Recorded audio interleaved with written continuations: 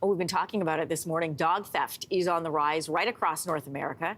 The American Kennel Club says reports of dog theft have increased by more than 20% per year since 2021. Those are concerning statistics for dog owners who are trying to keep their pets safe.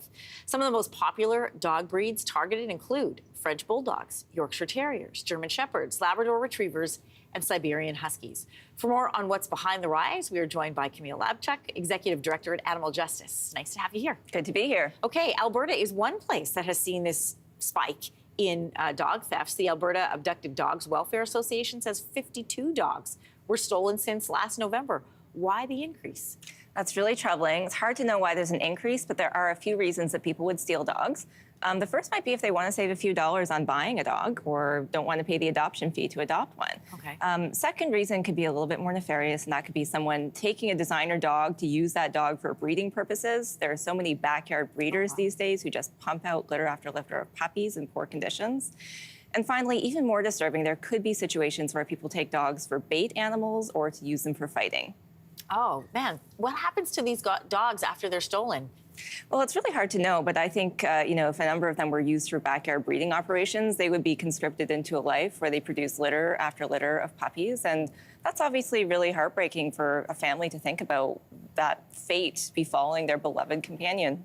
You know, we think about, car theft, for example, we know that's in the criminal code, but so is animal theft. Stolen dogs are treated as theft under $5,000.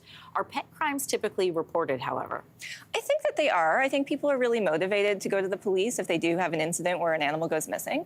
I think it's also possible sometimes people don't realize a dog has been stolen. They simply think the dog has gone missing and has run away, and so that could be an issue as well. But I do believe that people are very motivated to get that information out to authorities. I wonder how authorities would even go about tracking whether or not a dog has been stolen if it's not microchipped.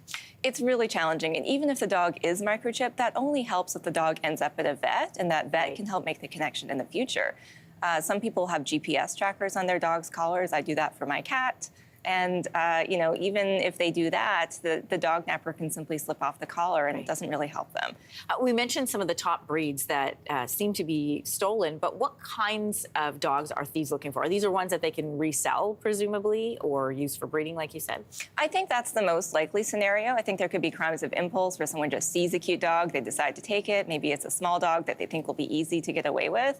But there's other situations where likely people who want to set up a backyard breeding shop would consciously target specific breeds of dogs for that purpose. So there are going to be a lot of dog owners who are concerned when they hear those kinds of statistics. They might even have one of those breeds that we listed.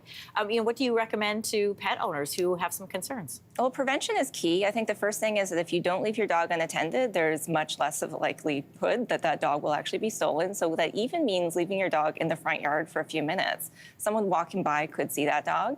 That especially means not tying up your dog to a post while you go in to get a coffee or do some errands, because, again, that's a very risky situation. And I would also say that people should consider adopting mutts, adopting mixed breed dogs who people are just simply less likely to want to steal. That's all good advice. Camille, thanks so much for coming in today. Glad to be here. Thank you.